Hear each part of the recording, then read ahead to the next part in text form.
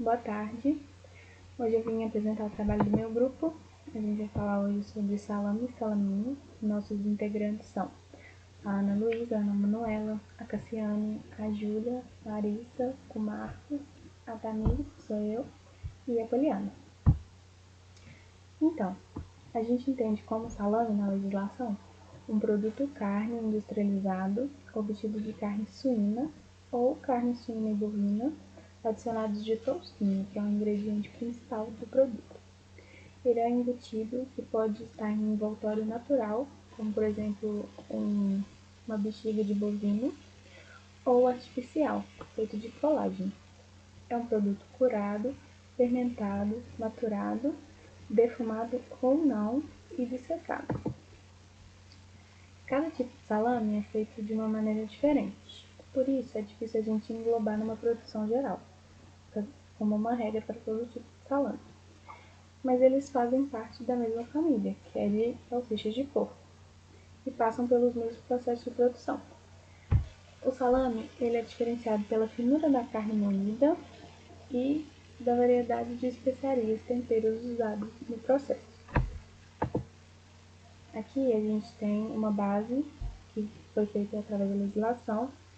Aí tem os ingredientes obrigatórios, que é a carne suína, que tem que ser de no mínimo 60%, exceto o salame do tipo hambúrguer, onde o teor permitido é de no mínimo 50%.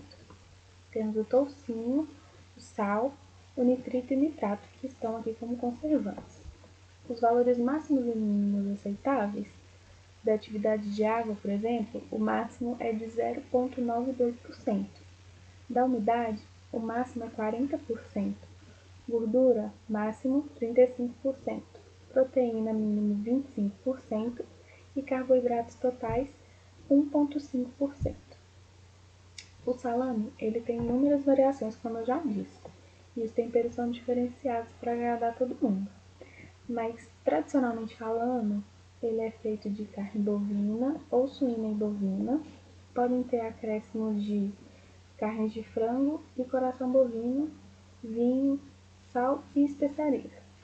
Na maioria das vezes, a carne é usada paleta e panceta, que são colocadas em baixas temperaturas para exterminar bactérias que possam estar presentes após o abate.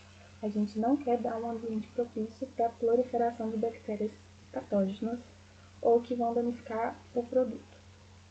Os materiais naturais envolvem derivados de tripas que podem ser feitos com esôfago, estômago, bexiga ou intestino, de vaca, porco, ovelha, etc. Como eu já disse antes. E os artificiais normalmente são feitos de colágeno, como eu também já disse antes. Aqui a gente tem um fluxograma de produção. Primeiro a gente tem o recebimento das matérias-primas e insumos. A matéria-prima, a gente dá preferência para uma carne de um animal mais velho por conta da coloração mais vívida. Animais mais jovens têm coloração de carne mais clara e isso acaba atrapalhando na estética do produto, que a cor do salame ela é mais chamativa. Essa matéria-prima ela tem que ser maturada com baixo valor de pH, entre 5,4 e 5,8, e tem que estar amadurecida por uns 3 dias a 2 graus.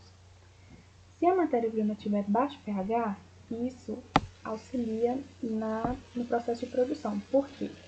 Porque esse baixo pH vai dar uma estrutura aberta e o encolhimento das fibras musculares. Assim, a gente tem baixo teor de umidade e a facilidade na penetração dos agentes de cura e do sal, acelerando o processo de cura, além de promover uma secagem mais completa. A carne utilizada para a produção de salame deve apresentar baixo teor de umidade para minimizar a presença daquelas bactérias que a gente não quer, as indesejáveis. A gordura utilizada ela tem que estar na forma congelada e a carne tem que estar resfriada. Após o recebimento da matéria-prima, a gente tem a moagem da matéria-prima, aqui, ó, o segundo tópico. A moagem, ou trituração, ela pode ser feita em um cooper ou em um picador de carne com lâminas bem afiadas para evitar qualquer aquecimento desnecessário, porque a carne tem que estar resfriada.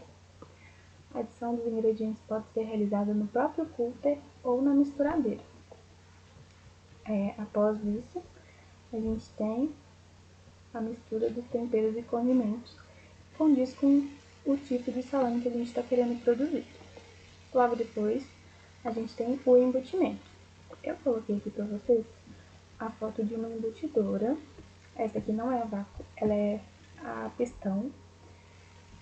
Nesse compartimento aqui, a gente coloca a massa, que o aconselhável ela está em bola já, com a mistura de temperos.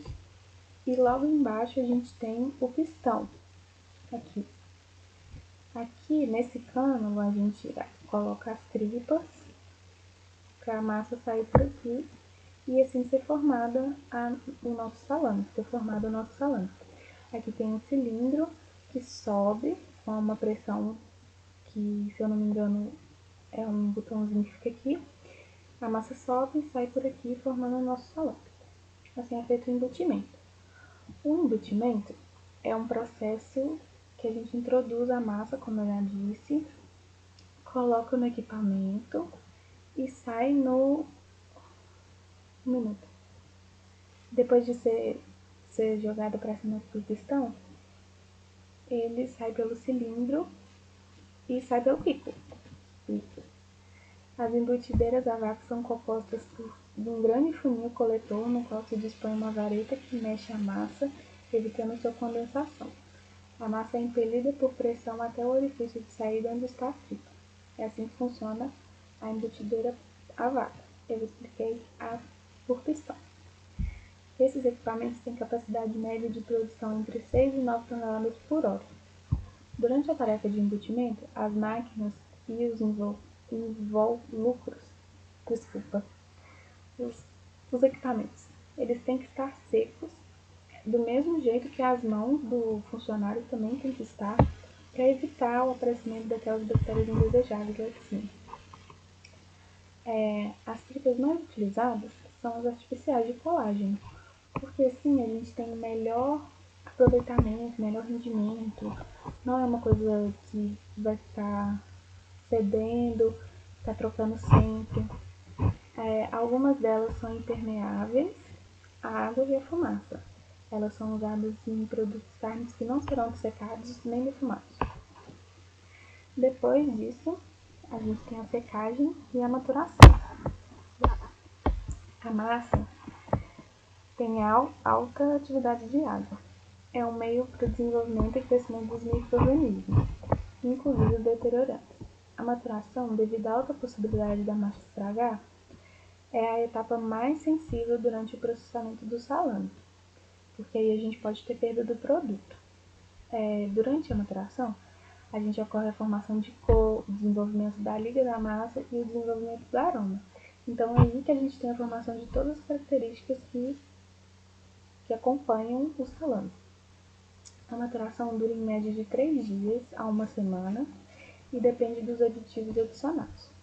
A maturação é feita a temperatura entre 18 e 20 graus e a umidade relativa no primeiro dia deve estar em torno de 95%. A umidade deve ser reduzida durante as 3 a 4 dias para 85%. A velocidade do ar não pode ser mais do que 0,1 ou 0,2 ms. Depois de curados, os salames são colocados para maturação adicional e secagem para estabilização da cor, desenvolvimento do aroma e finalização do processo de preparo para a estocagem do produto. A secagem ela é feita em uma temperatura de 12 a 15 graus e uma umidade relativa de 70 a 75%, com velocidade do ar menor que 0,1 ms. Quando o salame perde de 25 a 30% de seu peso, esse já pode ser embalado e comercializado. E aí a gente tem a última etapa do processo produtivo, que é embalagem e estocagem.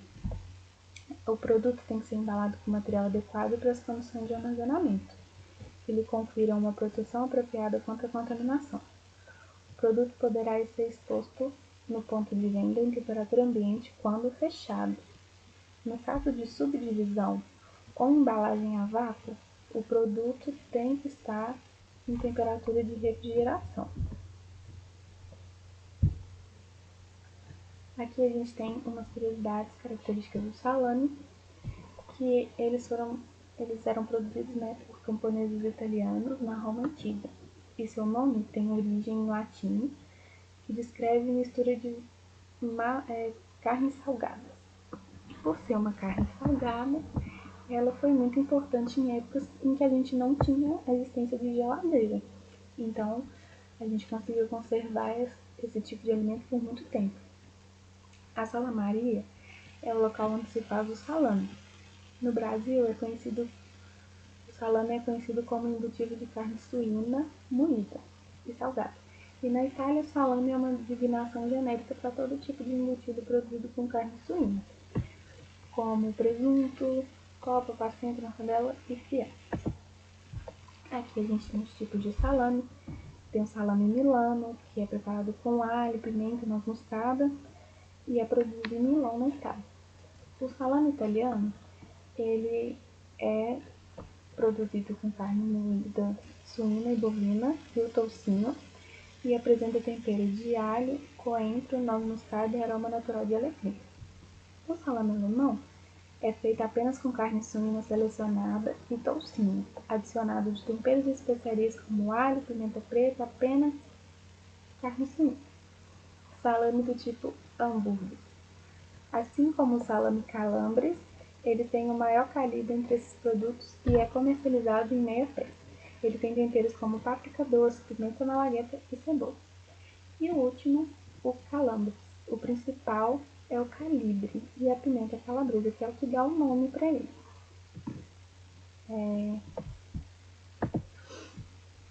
O salaminho é uma das infusões do salame.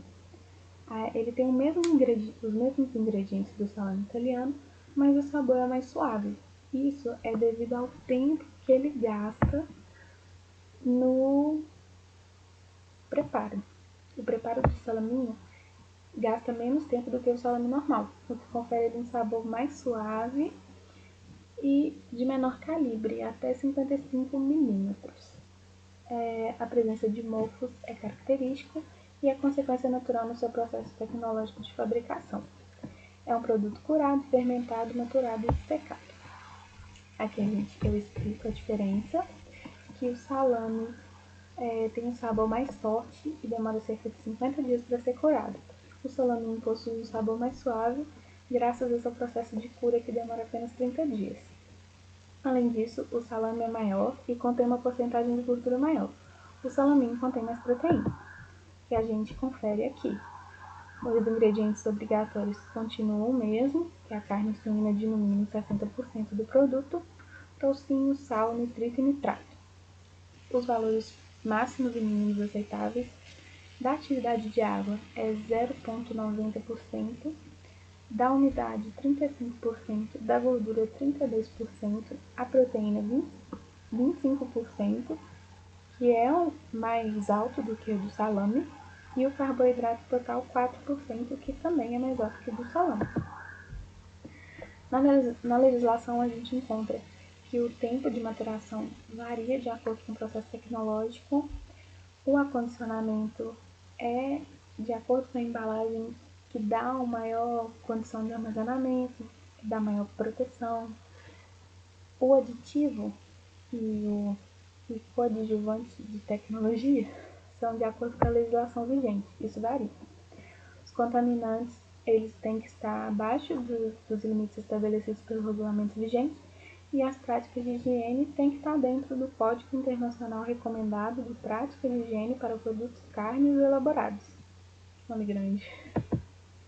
Aqui tem um vídeo que a gente colocou, mas a gente optou por não passar agora na apresentação, porque ele estava dando um problema na hora de reproduzir o vídeo. Então a gente vai pedir a Paula para disponibilizar ele avulso. As referências que a gente usou e obrigada!